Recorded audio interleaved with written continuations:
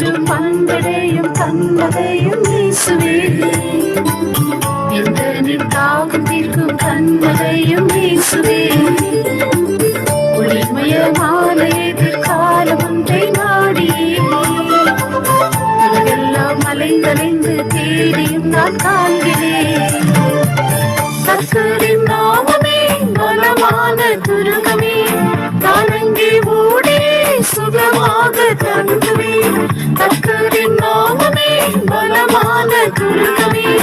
நான் அங்கே ஓடி